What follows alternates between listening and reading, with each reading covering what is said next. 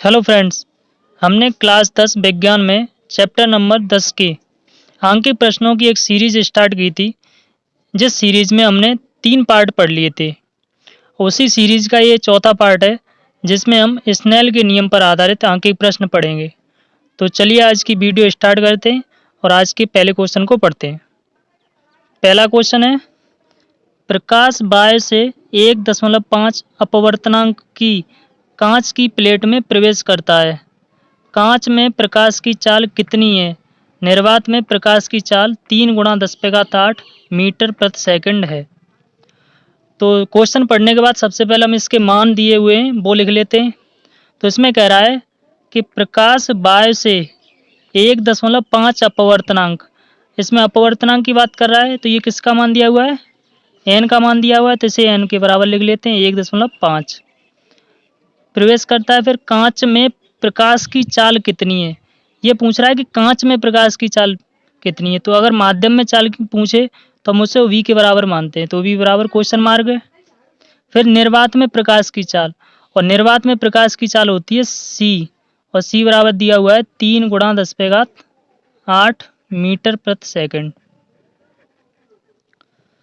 अब हम इसके लिए एक सूत्र पता है कि अगर हमें निर्वात में प्रकाश की चाल दी हो और अपवर्तनांक दिया हो और माध्यम में प्रकाश की चाल पूछ रहा हो, तो उसके लिए एक सूत्र होता है n बराबर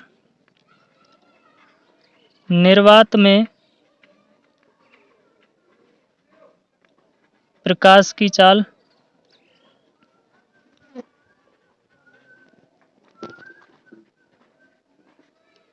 बटे माध्यम में प्रकाश की चाल। प्रकाश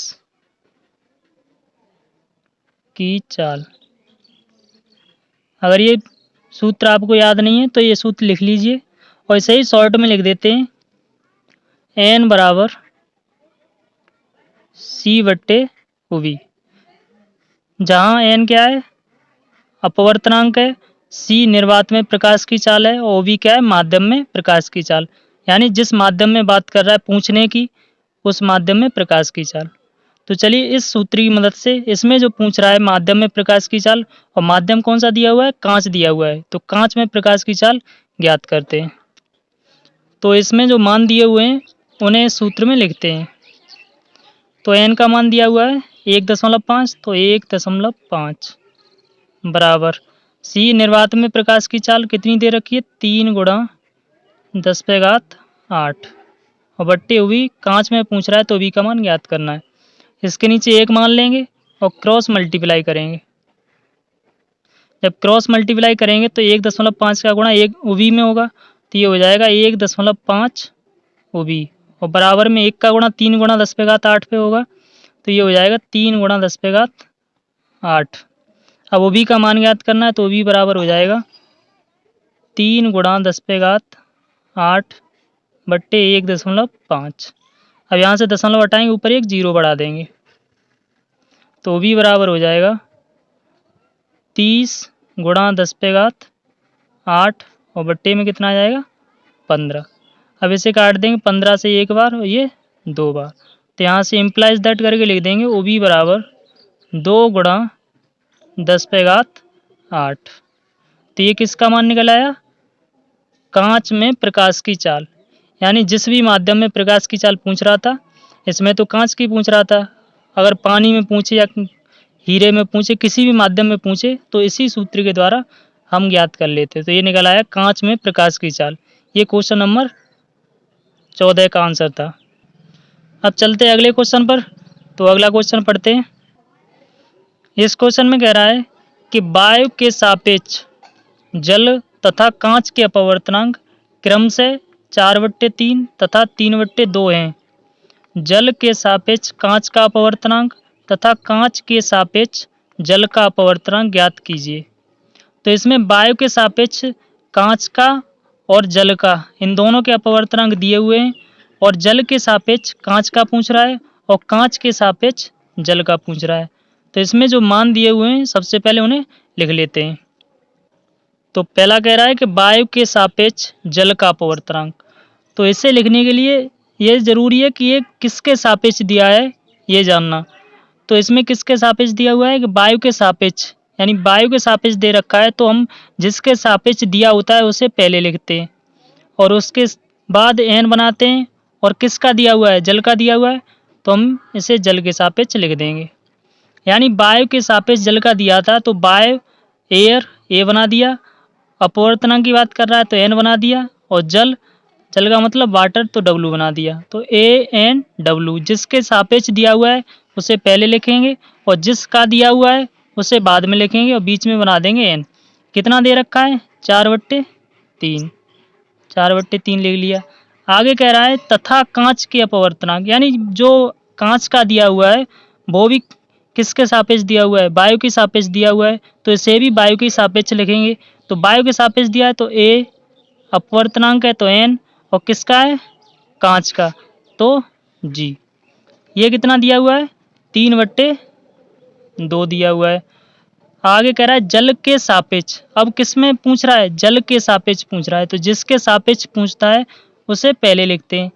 तो जल की बात कर रहा है तो वाटर, W, अपवर्तनांक तो n, और किसका, कांच का, तो कांच को G बनाते हैं, गिलास। ये पूछ रहा है। और अगला पूछ रहा है कांच के सापेक्ष, कांच के सापेक्ष यानी G और n, अपवर्तनांक की बात कर रहा है तो n, और किसका, जल का, जल मतलब W, वाटर। ये भी हमसे पूछ रहा है। तो हमें ANW यानी वायु के सापेक्ष जल का अपवर्तनांक, ANG यानी वायु के सापेक्ष कांच का अपवर्तनांक, ये दोनों दिए हुए हैं, और जल के सापेक्ष कांच का और कांच के सापेक्ष जल का अपवर्तनांक पूछ रहा है। तो चलिए अब इसे सॉल्व करते हैं। तो पहला पूछ रहा है WNG, तो इसे लिख लेते हैं, जल के सापेक्ष कांच का अपवर्तनांक ज्ञात करना है। तो इसे ज्ञात करने के लिए याद करने का तरीका ये होता है कि जो पहले दे रखा है उससे नीचे लिखते हैं और जो बाद में दे रखा है उसे ऊपर लिखते हैं। जैसे इसमें देखते हैं, इसमें पहले क्या दे रखा है, W, तो W नीचे लिखेंगे, और जो बाद में दे रखा है G, इसे ऊपर लिखेंगे। अब इनके मान किसके सापेक्ष दे रखे हैं, एयर के सापेक्ष, यानी हवा के सापेक्ष दे रखे, वायु के सापेक्ष, तो इसे लिख देंगे A, और इसे भी A। और ये क्या पूछ रहा है, अपवर्तनांक की बात कर रहा है तो n बना देंगे। समझ में आया। WNG यानी जो पहले दे रखा है उसे नीचे लिखेंगे और जो बाद में दे रखा है उसे ऊपर लिखेंगे, और इनके मान किसके सापेक्ष दे रखे हैं, वायु के सापेक्ष दे रखे हैं, तो A बना देंगे, और बीच में क्या बात कर रहा है, अपवर्तनांक की, तो n बना देंगे। ये हो गए इनके मान। अब जो मान दिए उन्हें यहाँ पे लिख देंगे। तो मान ANG का कितना दे रखा है, 3/2 दे रखा है, तो यहाँ पे 3/2 लिख देंगे, बट्टे ANW का मान कितना दे रखा है, 4/3, तो यहाँ पे 4/3 लिख देंगे। यहाँ पे लगाएंगे बराबर का चिन्ह। अब इनका गुणा कर लेंगे, तो बीच वाली संख्याओं का बीच वाली संख्या से गुणा होता है और लास्ट वाली संख्या से सबसे ऊपर वाली संख्या से गुणा होता है।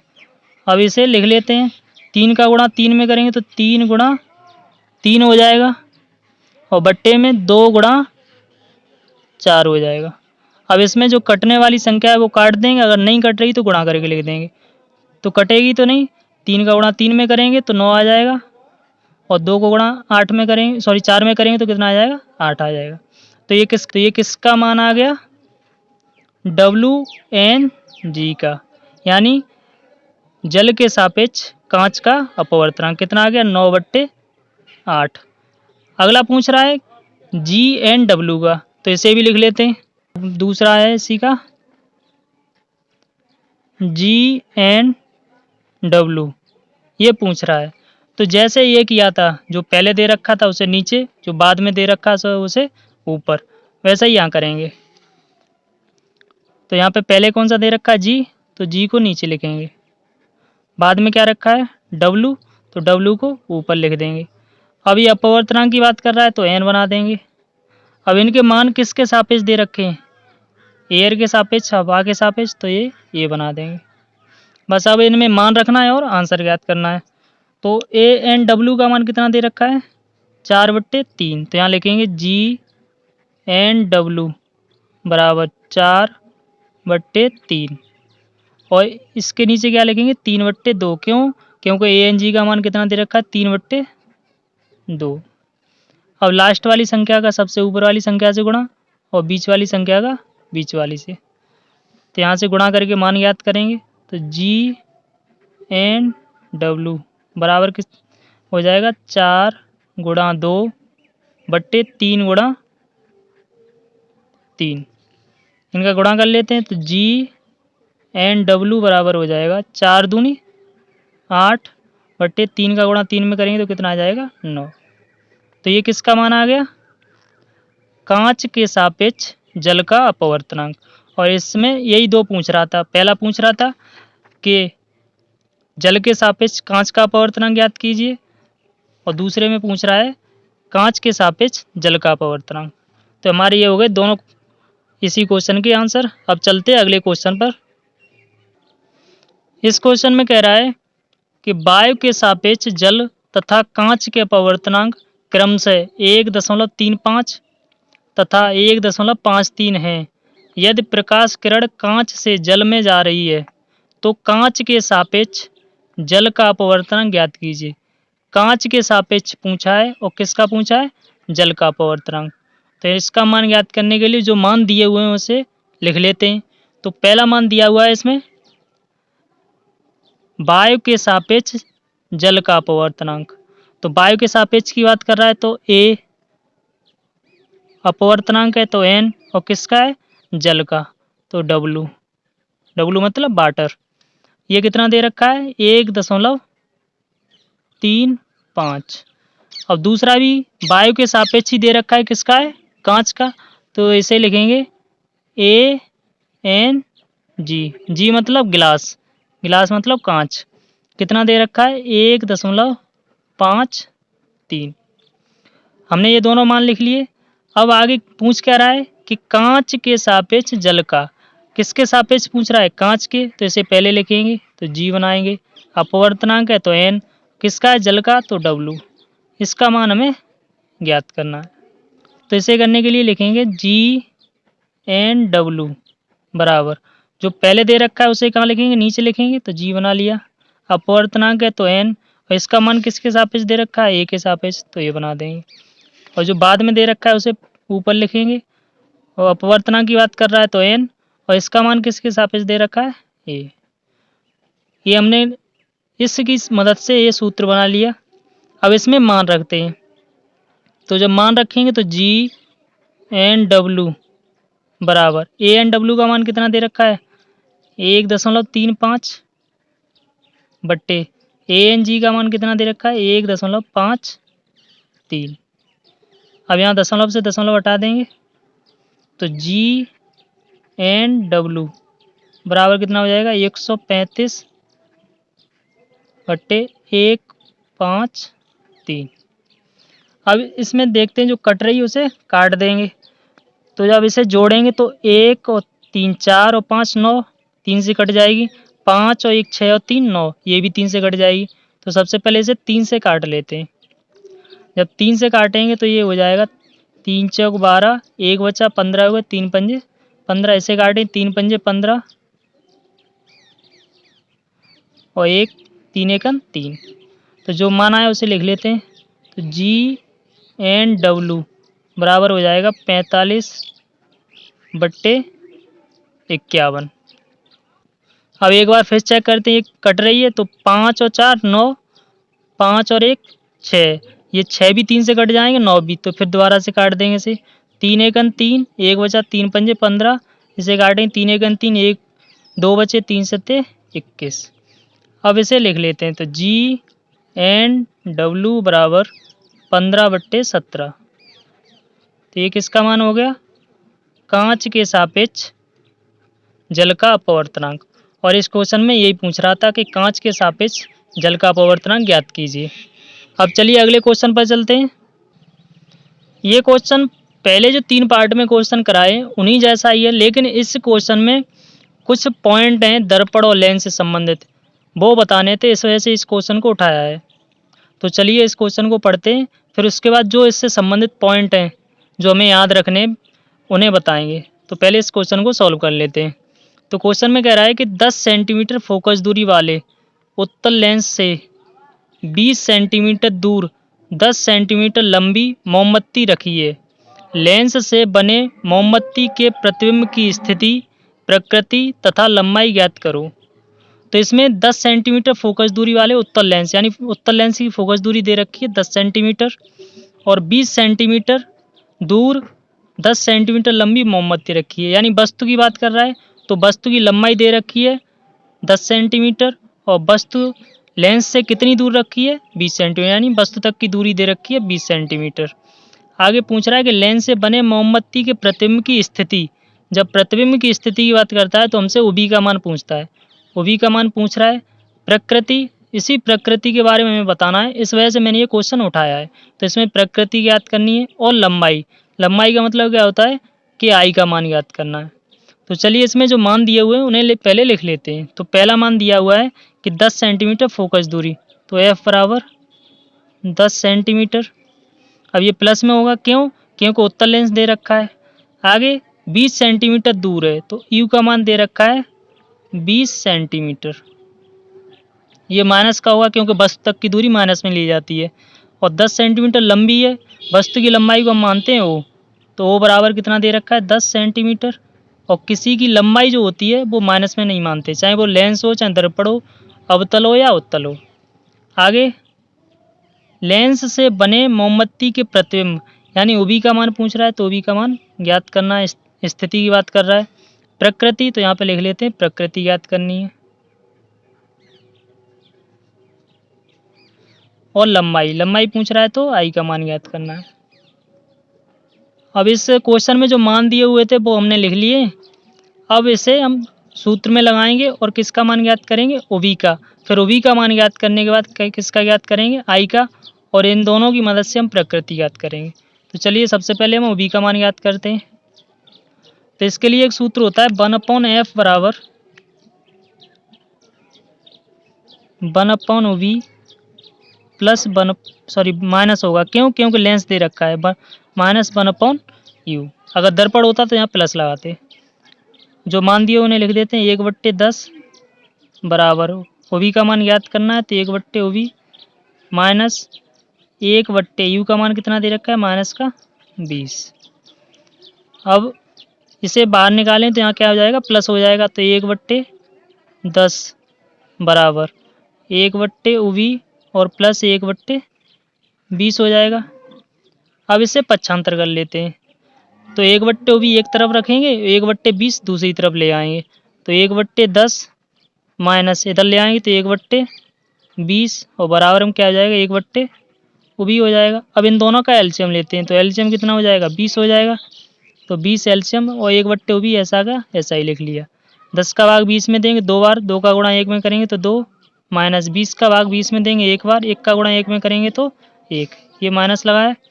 अब 2 में से 1 माइनस करेंगे तो कितना बचेगा, 1 बचेगा, और बट्टे में कितना आ जाएगा 20 आ जाएगा, और बराबर में 1/ओबी आ जाएगा। अब क्रॉस मल्टीप्लाई करके ओबी का मान ज्ञात कर लेते हैं। यहाँ क्रॉस मल्टीप्लाई करेंगे तो ओबी बराबर हो जाएगा 20 सेंटीमीटर। तो हमने ओबी का मान ज्ञात कर लिया, कितना आ गया 20 सेंटीमीटर। अब इस ओबी की मदद से, एफ और यू की मदद से हम किसका मान ज्ञात करेंगे, आई का मान ज्ञात करेंगे।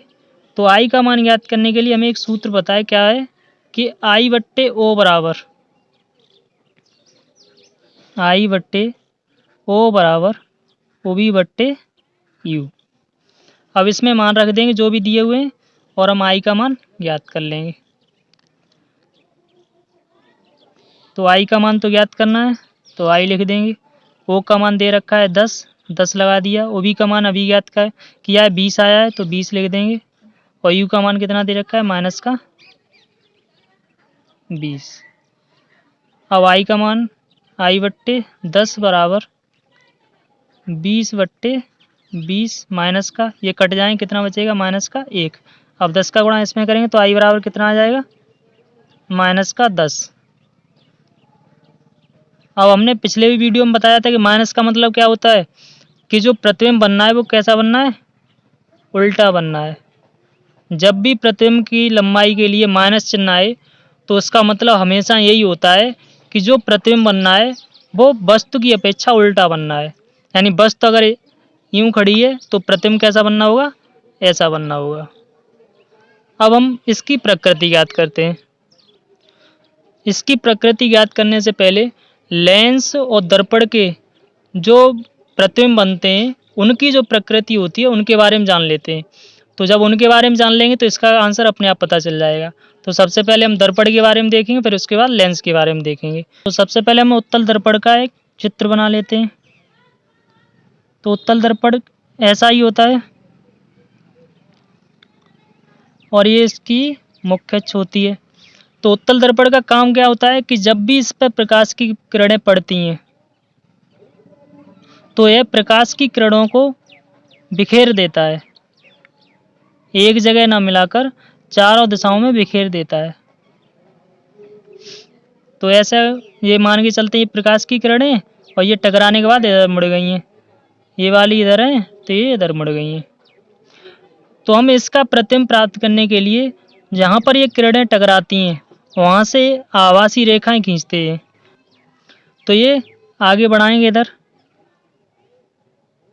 तो मान के चलते ये यहाँ पे मिल गई, ये यहाँ पे मिल गई, ये भी यहाँ पे और ये भी। तो जहाँ पर ये किरणें मिलती हैं या मिलती हुई प्रतीत होती हैं वहीं पर क्या बनता है, इसका प्रतिबिंब बनता है। तो जब इस चित्र को देखोगे ध्यान से तो यहाँ क्या पता चल रहा है कि यहाँ पे किरणें वास्तव में नहीं मिल रही हैं, यहाँ पे मिलती हुई प्रतीत हो रही हैं। तो इसी वजह से जो उत्तल दर्पण होता है उसमें प्रतिबिंब कैसा बनता है, आभासी बनता है। क्यों बनता है आभासी? क्योंकि इसमें वास्तव में किरणें नहीं मिलती हैं, इसमें मिलती हुई प्रतीत होती हैं, बनता है वो आभासी बनता है। तो पहली कंडीशन हमने ज्ञात कर ली कि इसमें जो प्रतिबिंब बनता है वो कैसा बनता है, आभासी बनता है।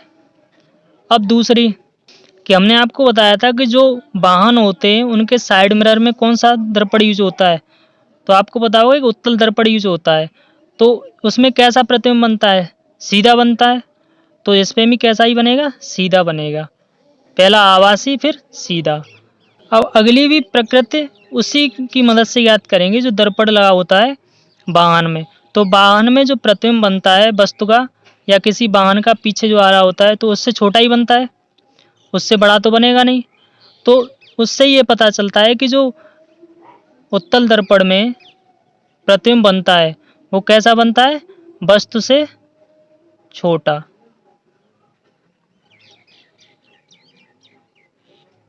तो हमने उत्तल दर्पण के लिए प्रतिबिंब की प्रकृति याद कर ली कि प्रकृति कैसी होती है, आभासी, सीधा बनता है और वस्तु से छोटा बनता है। अब इसी प्रकार याद करेंगे अवतल दर्पण के लिए। ये है अवतल दर्पण। अब अवतल दर्पण में यहाँ से किरणें जाएंगी प्रकाश की, और अवतल दर्पण का काम क्या होता है कि वह किरणों को मोड़कर एक स्थान पर एकत्रित कर देता है। तो ये किरण इधर आएगी, ये भी मुड़कर इधर आ जाएगी, ये भी इधर जाएगी और चारों किरणें एक ही जगह पर मिल जाएंगी। तो आपको इससे एक चीज़ पता चल रही होगी कि इसमें किरणें हैं वो वास्तव में मिल रही हैं। पिछले वाले में क्या थी, उसमें महसूस हो रहा था कि एक जगह पे मिल रही हैं, लेकिन इसमें क्या है, वास्तव में मिल रही हैं। तो इसी वास्तव से ये पता चलता है कि इसमें जो प्रतिबिंब बनता है वो कैसा बनता है, वास्तविक बनता है। प्रतिबिंब का आकार कैसा होगा, तो जो प्रतिबिंब का आकार होता है वो वस्तु से बड़ा होता है। अगर वस्तु 1 सेंटीमीटर की होगी तो यहाँ पे प्रतिबिंब कितना बनेगा, इससे बड़ा बनेगा। 2 सेंटीमीटर का भी बन सकता है, 5 का भी बन सकता है। यहाँ पे जो प्रतिबिंब बनेगा वो वस्तु से बड़ा बनेगा। और इसमें जो प्रतिबिंब बनता है वो उल्टा बनता है। अगर वस्तु सीधी रखी जाएगी तो प्रतिबिंब कैसा बनेगा, उल्टा बनेगा। तो यहाँ पे उल्टा। तो ये हो गई अवतल दर्पण की प्रकृति। कैसी कि वास्तविक, वस्तु से बड़ा और उल्टा। किस में बनता है, अवतल दर्पण में बनता है। अब लेंस के बारे में जान लेते हैं। अब लेंस हमने बना लिए, उत्तल लेंस ये वाला है और ये अवतल लेंस है। तो इसमें हम यहाँ पे वस्तु बनाएंगे। ये वस्तु से प्रकाश किरणें जाएंगी और उत्तल लेंस का काम होता है कि जो प्रकाश की किरणें होती हैं उन्हें मोड़ देता है। पिछला जो था वो उत्तल दर्पण था, उसमें काम क्या था, उसमें प्रकाश की किरणों को बिखेर देता था और इसमें मोड़कर एक जगह एकत्रित कर देता। तो ये किरण यहाँ पे टकराएगी, यहाँ से मुड़ जाएगी और इधर नीचे की तरफ चली जाएगी। दूसरी किरण यहाँ दिखाएंगे प्रकाशिक केंद्र से होते हुए। तो ये किरण मान के चलते यहाँ से गुजर रही है। तो ये किरण यहाँ से निकल गई और यहाँ पर जो किरणें टकरा रही हैं या मिल रही हैं, वहीं पर क्या बनेगा, प्रतिबिंब बनेगा। तो यहाँ पे ये प्रतिबिंब बन गया। तो इस चित्र से क्या स्पष्ट हुआ कि अगर वस्तु सीधी रखी है तो उसका प्रतिबिंब कैसा बनेगा, उल्टा बनेगा। तो सबसे पहले प्रकृति लिखी हमने उल्टा। अब अगली प्रकृति आभासी होगा या वास्तविक। तो यहाँ पे किरणें वास्तव में मिल रही हैं, मिलती हुई महसूस नहीं हो रही हैं, वास्तव में मिल रही हैं। तो कैसा बनेगा, वास्तविक। अब लास्ट है कि वस्तु से बड़ा बनेगा या छोटा। तो इसमें उत्तल दर्पण का ठीक अपोजिट होता है। उत्तल दर्पण में कैसा हो रहा था कि वस्तु से छोटा बनना था, इसमें क्या होगा, वस्तु से बड़ा बनेगा।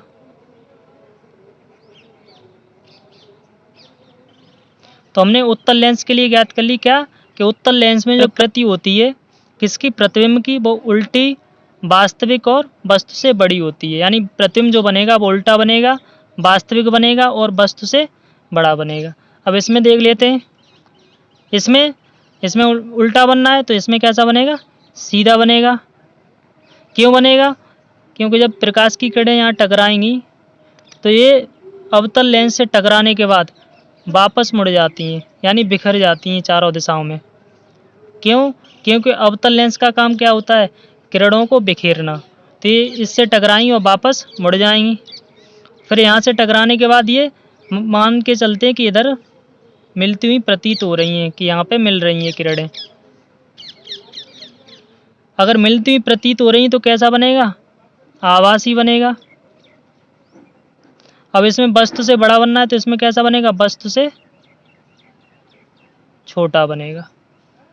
तो हमने ये देखी दोनों दर्पण और दोनों लेंसों के लिए प्रतिबिंब की प्रकृति।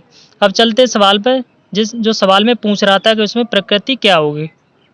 तो इसमें दे रखा है कि उत्तल लेंस है। तो हमने अभी पढ़ा है कि उत्तल लेंस की प्रकृति क्या होती है। उत्तल लेंस में जो प्रतिबिंब बनता है वो उल्टा बनता है, वास्तविक बनता है और वस्तु से बड़ा बनता है। तो यहाँ पे लिख देंगे प्रकृति एक, और उसमें क्या लिख देंगे, उल्टा, वास्तविक, वस्तु से बड़ा। तो ये हमारे क्वेश्चन थे इस वीडियो के लिए। तो अगर आपको ये वीडियो पसंद आई, लाइक करें और चैनल को सब्सक्राइब करें और वीडियो को शेयर भी करें। वीडियो को देखने के लिए धन्यवाद।